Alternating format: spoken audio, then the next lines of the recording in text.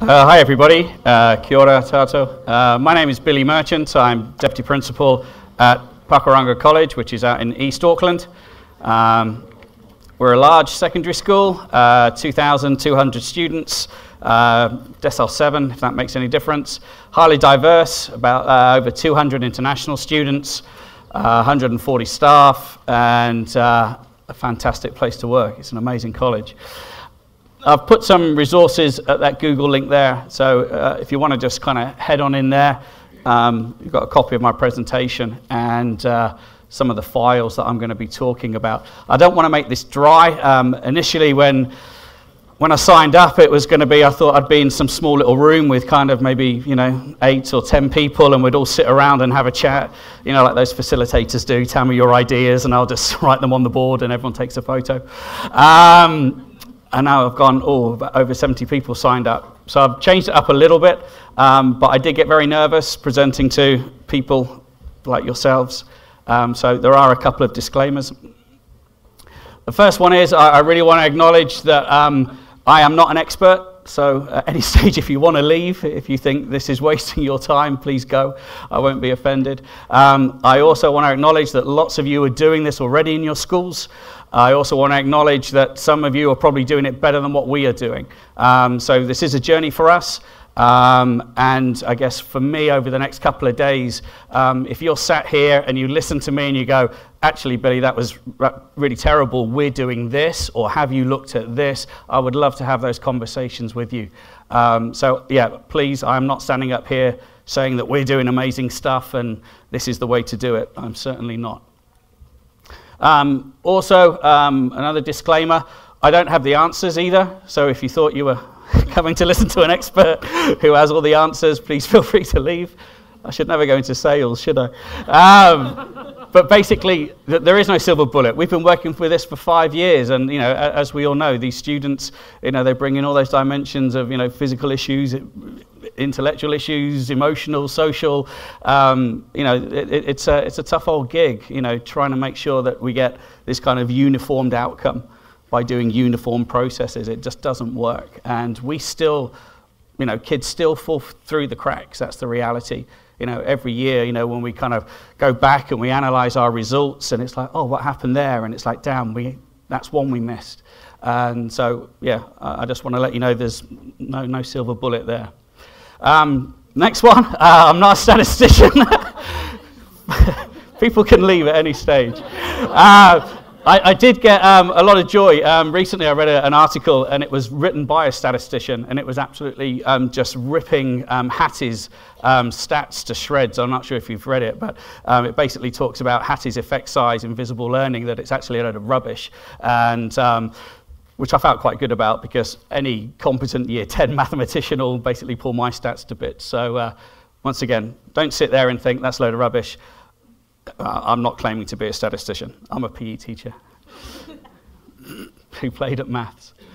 Another disclaimer, it's not just a whole presentation on disclaimers, but basically I'm not a uber nerd in terms of things like KAMAR, using KAMAR. I went to the KAMAR conference earlier on in the year, and there are some, and I apologize if some of you are in here, but there are some real KAMAR nerds who will sit and they'll teach you how to program and scripts, and I'm like, no, I'm not that KAMAR nerd. And the same with Excel. We have teachers at our school who are just like Excel ninjas. I'm not. But all I do is I play with stuff and have a little fiddle, see if it works. If it doesn't, I tend to Google it, find some little 14-year-old who's done a video cast to teach me how to do things. So, but I am a little bit nerdy, because I do like kind of playing with stuff. 3 things I want to go through today, 3 parts. The first one, I'm just going to show you some of the data that we found useful or interesting over the last, 5 years. So things that if you haven't had a look at, it might be worth having a look at. But like I say, every school is so different. So some of this stuff might not kind of be relevant to you. Some of it might be incredibly relevant. But we'll have a look at some data that's been useful for us. I'll then talk about how we're tracking NCEA data, what we're doing around some of those systems. And then basically follow up with what are we actually then doing once we've identified the data. So data worth looking at. One of the things we've looked at is basically taking our year 9 cohort data over the last 5 kind of years and just basically analysing, and we did lots of analysis, and in the link I've shared you'll see the whole range. So we looked at the gender makeup, the ethnicity changes, stay 9 levels, right across, just looked at our year 9 cohort to basically see how our community's changed. Back in the day, Pakuranga College was a decile 9, we're now a decile 7, and the social economics in our area have changed. Transient, more and more of a transient kind of population coming through, more and more domestic e-asTTle students coming through our school.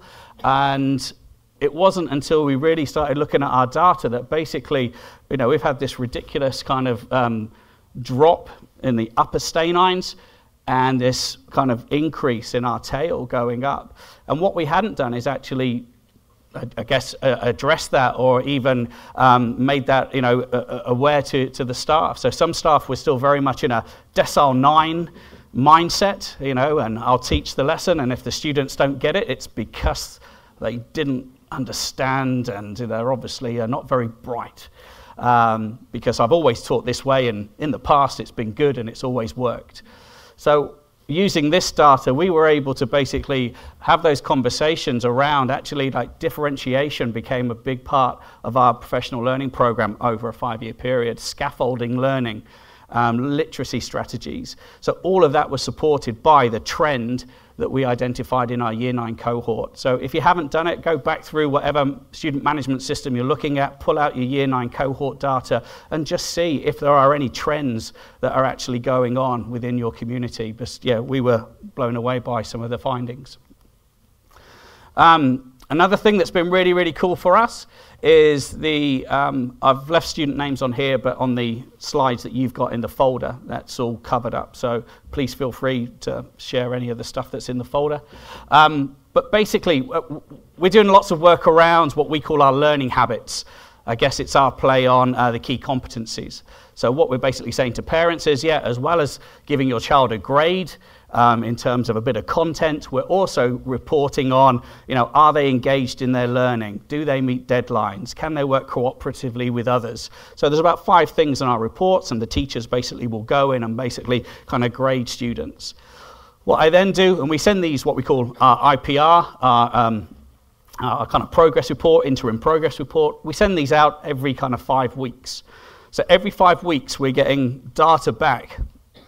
And all I do is I just average the ticks that the students get to basically create a picture of each child. So the child's in the kind of 5 subject areas. I just basically take an average of their ticks to get a very crude kind of average, which is like the end column here. So we know that basically students from about 3 and below tend to be disengaged, unmotivated, struggling to meet deadlines, poor attendance. But when you talk to the deans, the data correlates really nicely with the students that they have concerns with. Or when you show them this, they're like, oh, I must catch up with that individual, and then they find out that there are issues. There's some great research, and I've dumped one of the readings in the folder, but one of the best indicators of future success is motivation and engagement at year 10.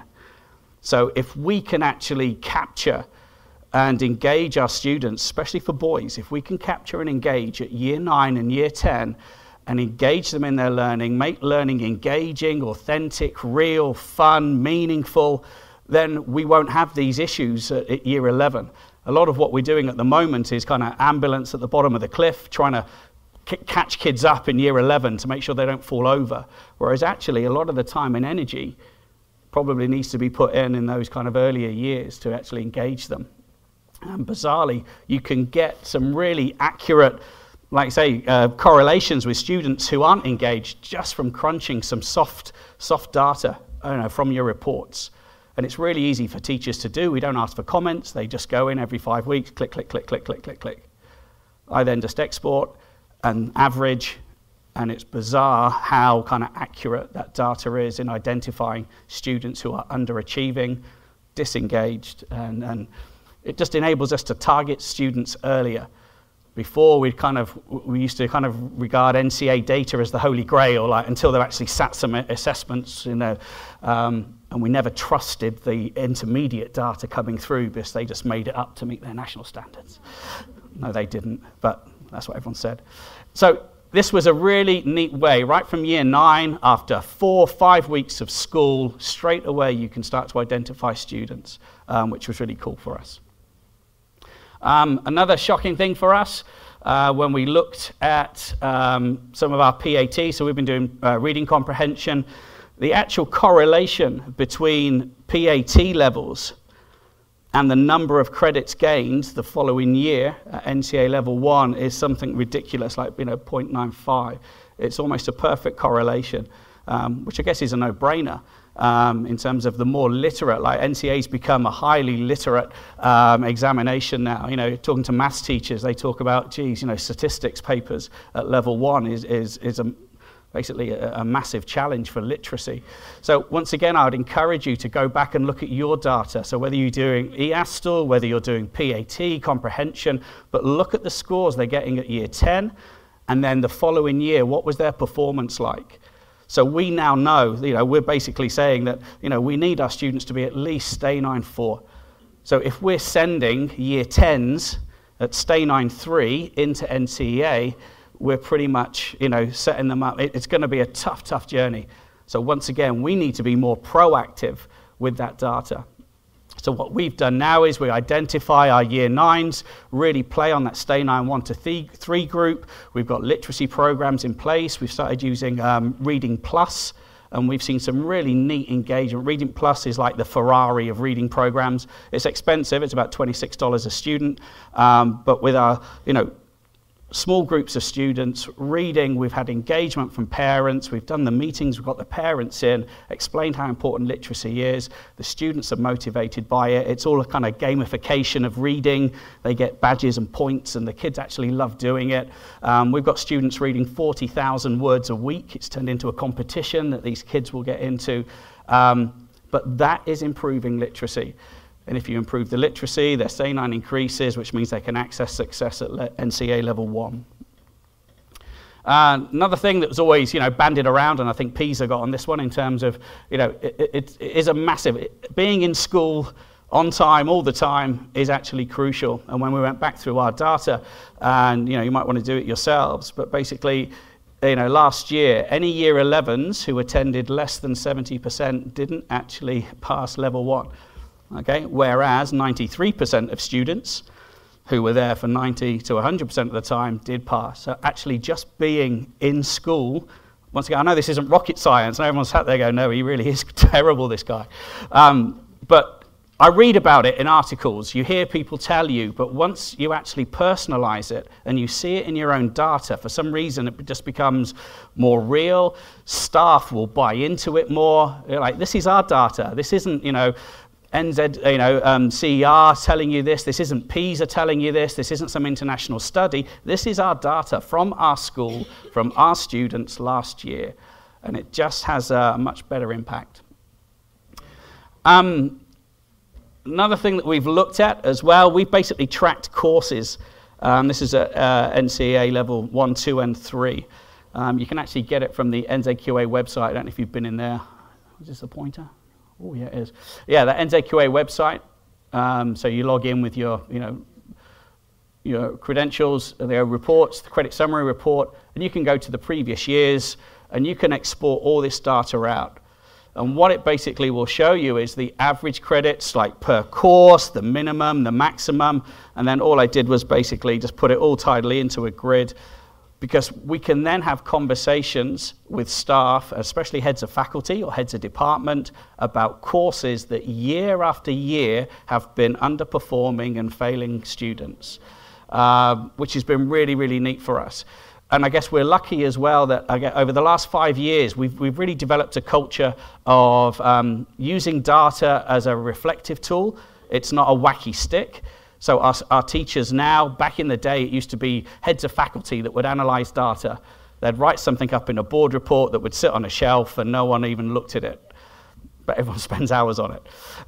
Whereas now we're getting classroom teachers analysing their own data, standard by standard, doing reflections on what they need to do better or what they could change next year.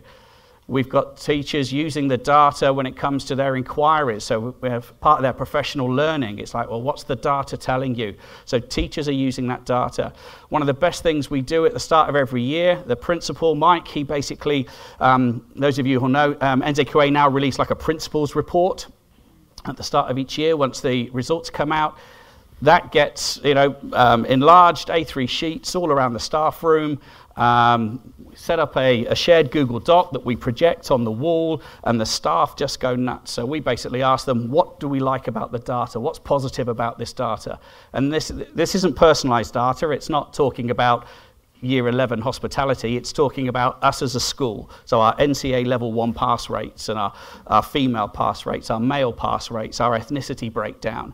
And we get staff to basically all contribute. And it's a really neat session. So we're all in the staff room. It's a shared Google Doc. People are adding to the columns. What's good about our data? What's not great about our data? And then there's a final column that just says, what would you be interested to know more about?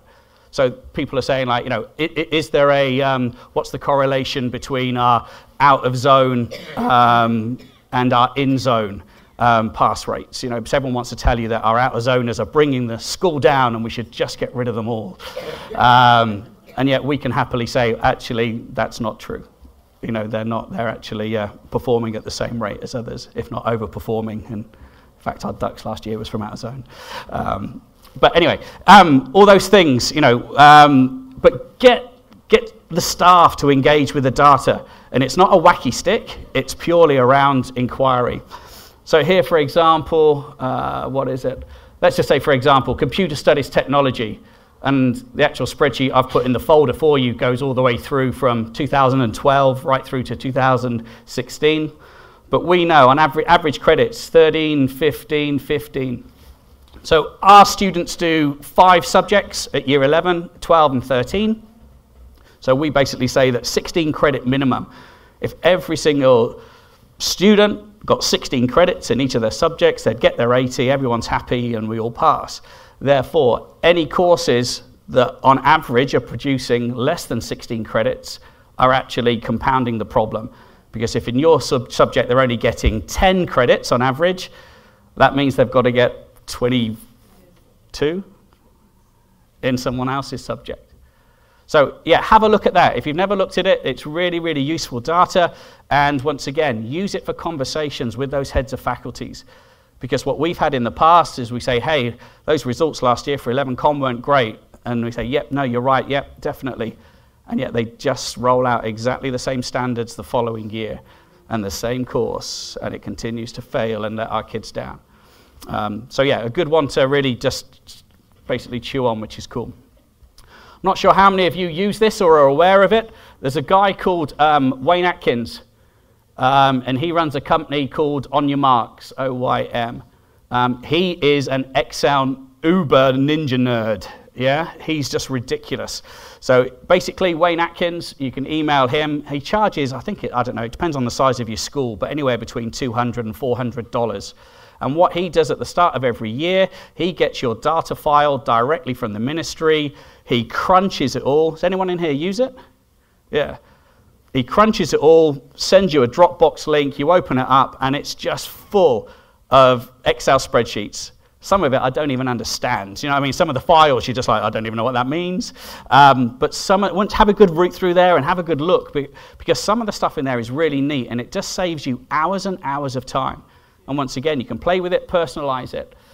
So one thing we do is we pull out pass rates directly from it. It saves teachers having to go through and do it.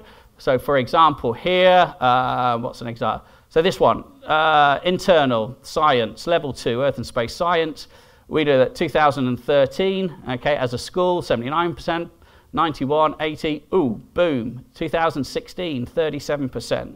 So what happened? So that, once again, we can go back with the data, have the conversations. What happened in that year? What was different last year? Okay? And once again, it's not wacky stick. It's about, so what's changed? Why didn't it work this year? But it's really, really neat at tracking all of that. So yeah, if you're not on that On Your Mark stuff, get on it. Another thing in On Your Marks, I find this really quite cool.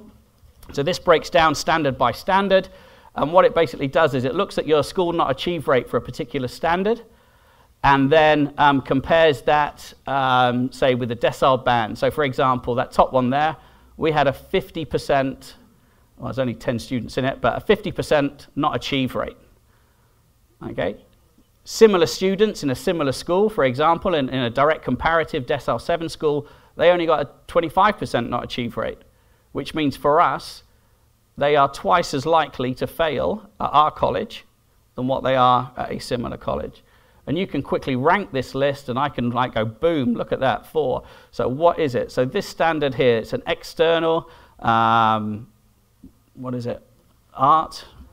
Yeah, art history, 29 students. We're 21% failure rate, which you kind of think, actually, well, I don't know, but then 5% elsewhere. Nationally, it was only 7%. So we're 3 times the national failure rate and 4 times our comparative decile rate. So once again, you can go and have those conversations. It's very kind of real, personalized data. You haven't had to crunch it because Nerdy Wayne's done it. Sorry if any of you know Nerdy Wayne. Don't tell him I call him Nerdy Wayne.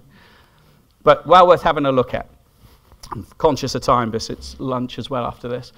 NCEA tracking. So they're just some ideas of different like data sets that you can crunch and have a look at. Lots of it, it's just about pulling it down. So whether you use KAMAR, synergetics, whatever you're using, there'll be some function where you can export out of your SMS. There's the NCEA website. And then, like say, Wayne, who does that On Your Mark stuff, really, really good stuff. So in terms of tracking, this has been a process for us for the last 5 years, I guess. What we try and do is, well, what I do is basically every 2 weeks, I will do an export out of KAMAR.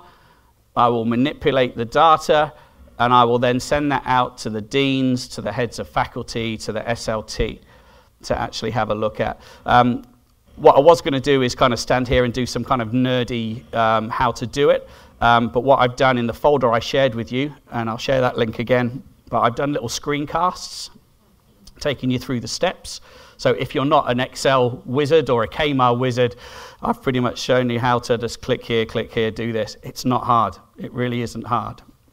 But so basically every 2 weeks, I send this file round. And deans, SLT, whoever, can use the filters just to basically click, select their tutor group or their house, and it basically populates it all. This has become, I guess, this has become our go-to. Okay, it's a starting point for conversations. It's a starting point for conversations with students. It's not the end point. It's not that judgmental. But what we try and do in here is predicted credits, and that is purely a very crude formula that looks at this, and it basically says.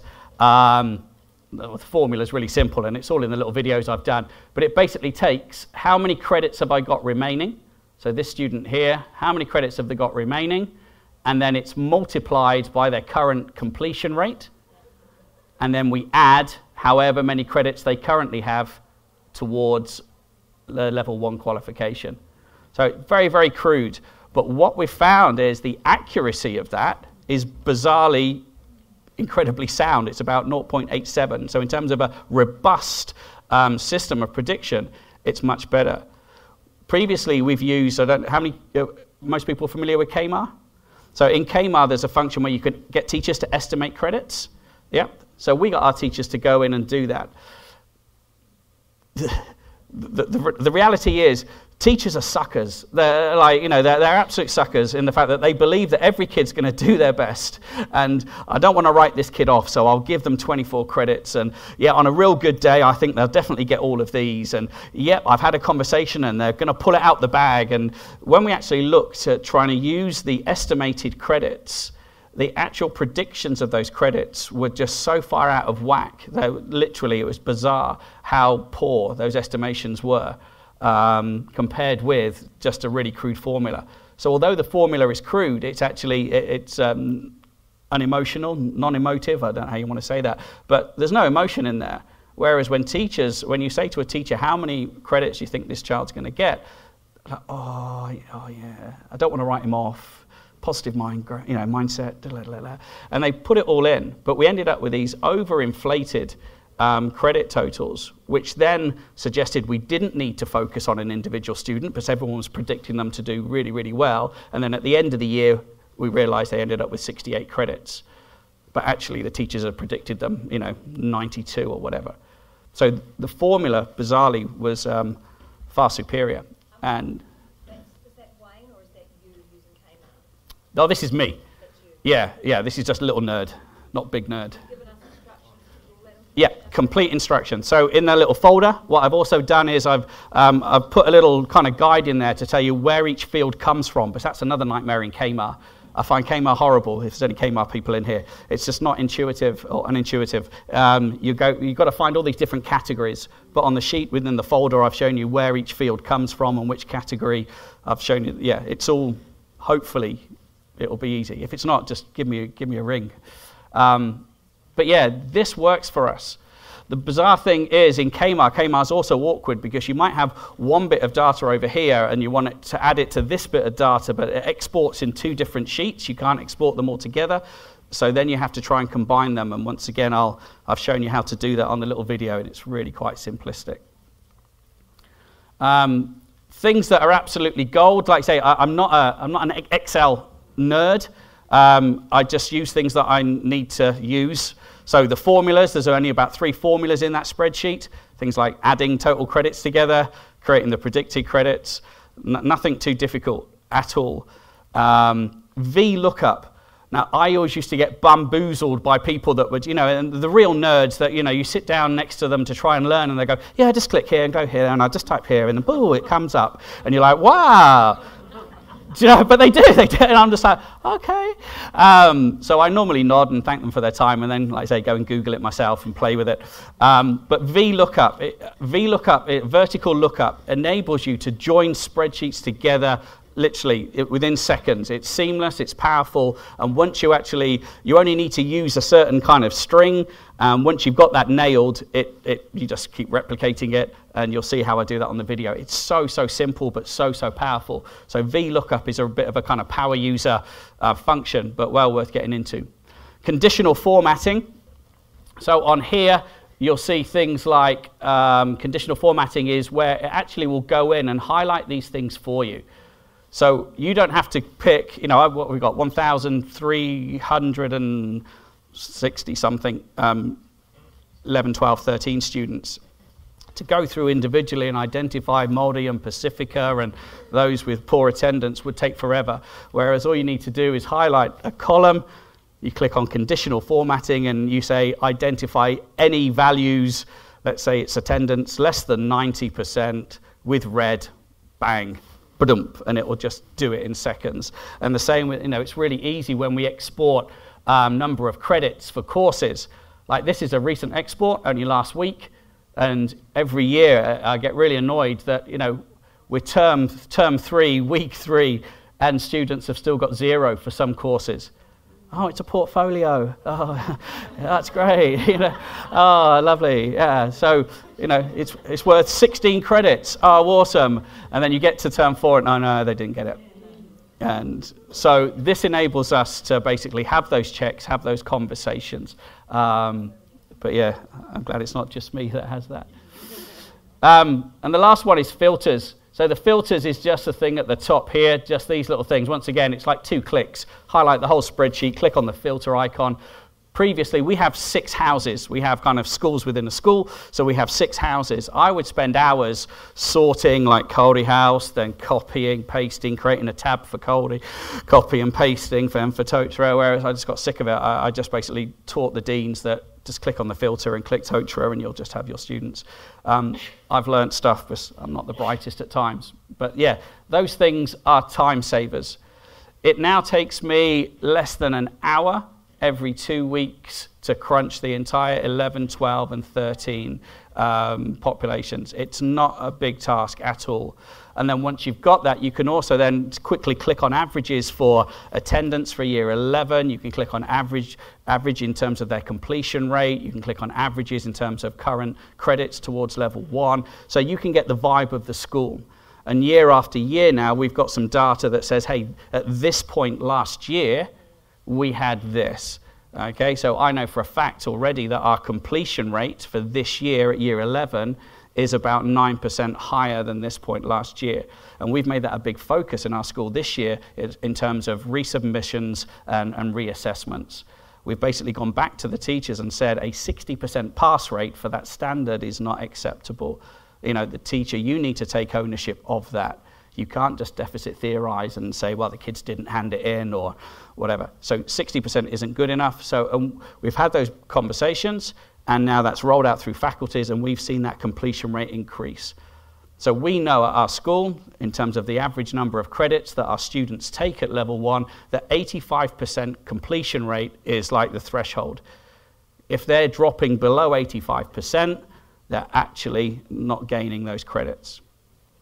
And what we do is we basically rank our students in terms of their predicted credits, and that becomes our focus group.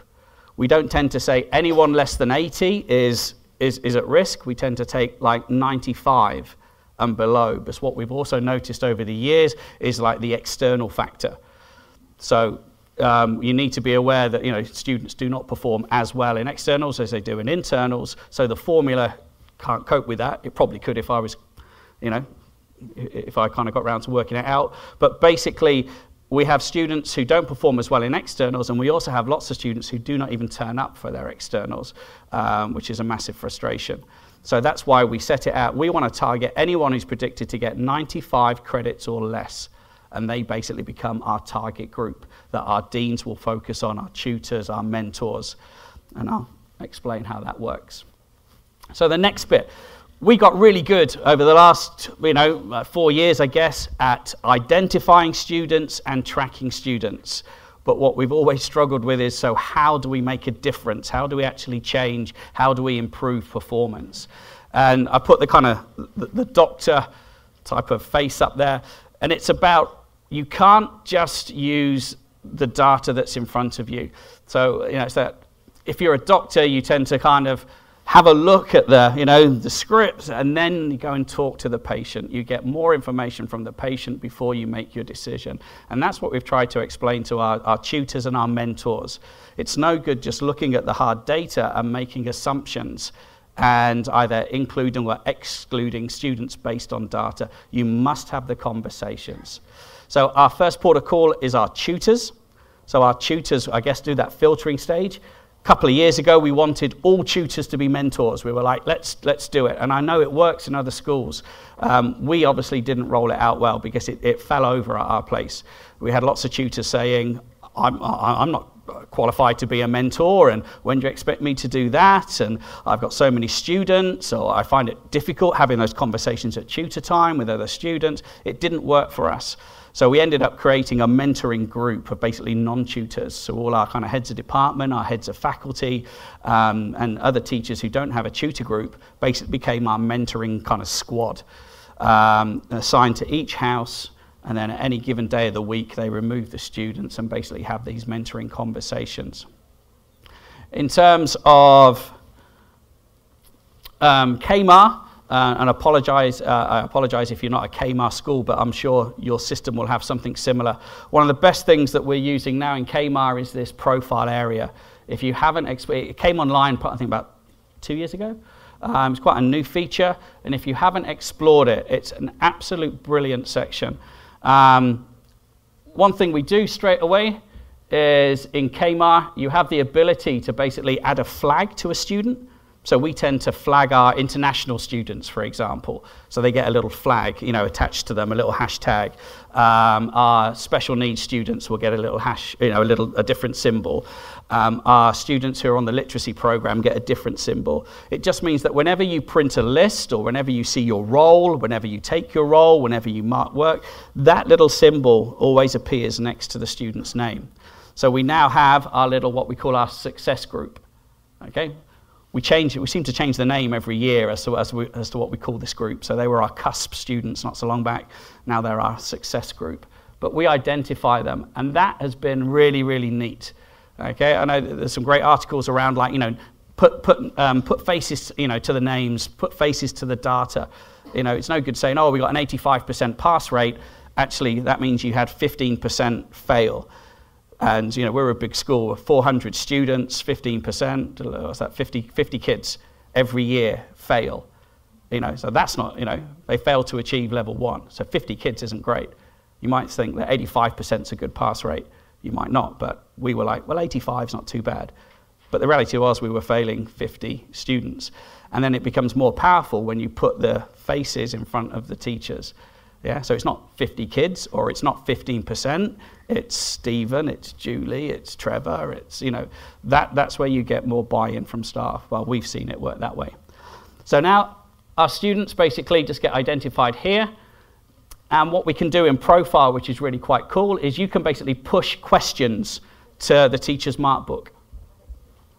Yeah, so all we can do, there's a little icon right there. It looks like a little kind of question mark, and it's that little white, that one there.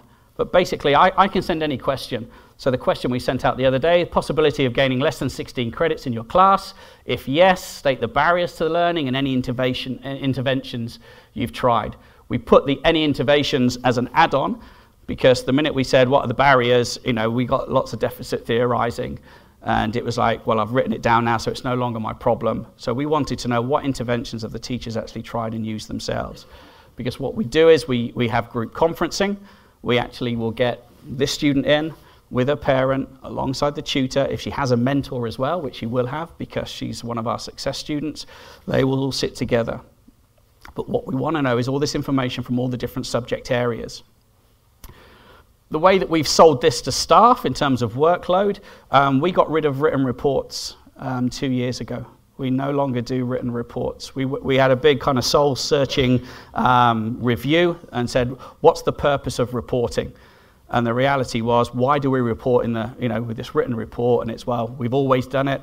It's what we do. It's what our parents expect. But the reality was, in terms of the cycle, as you'd open them week 2. You'd give teachers 2 or 3 weeks to write them. They'd then have another week for buddy checking. Everyone would get, the grammar police would come out. And then it would go to the DP, who would buddy check and put the stickers and send them all back to everyone. And they finally made it home 6 weeks later, completely out of date, full of educational jargon that didn't really say anything meaningful. So we said, and took teachers and our deans hours. It took our deans out of the system for weeks while they checked all this. So we said, how can we use that time more effectively? So if we're not going to make teachers spend 6 hours writing their reports, how can we use those 6 hours more effectively? So we've gone from the written report to basically more the IPRs that we send out every 5 weeks. Click, click, click, click, click. We've gone to teachers must email home on a regular basis if there are concerns. So that becomes, we want our feedback to be instant and live and relevant and real at the time. We've gone to group conferencing twice a year now, where we bring the parents in alongside the student so they can actually have a face-to-face conversation. For group conferencing, we suspend lessons for the day. Okay, so we're not expecting teachers to be kind of, group conferencing from, 4 till 8:30 or whatever in the evenings. I think we're open till 7, but it's the whole day. Parents can come in, they choose their slot. So our parents now, like last year when we surveyed parents, they're far more informed about their child's progress than what they've ever been. So everyone was scared about removing the written report. The biggest kickback was from the kids, because the kids said that they used to take their written report to Granny, and Granny would give them $20 if it was a good report. But we didn't think that was a good enough reason to keep it. But anyway, so we can push any question out to mark books. Teachers will basically go through and will indicate, so here's someone's mark book. They know that this student here has been tagged as a success student. So are there any issues? Yes, there are. And tell us what the issues are. Tell us what you've done about it. But there are also, we also say, look, this student here hasn't been tagged. However, this teacher can still make a comment. So we're not asking teachers to make 26 comments. We're asking them to say, this student has an issue, and this is what the issue is, and this is what I've tried so far. What it then means is that when it comes to the group conference, this profile area pulls all those subjects together into one screen, so the tutor can sit there and have the conversation. So all of those, for this girl here, have been pulled from those 5 different mark books. So we don't need the maths teacher, the English teacher, the science teacher. We can have those conversations around this. And we can look for any trends that are going on in here. We can look for any interventions that may have been successful. This is what I was talking about before. You could previously estimate grades.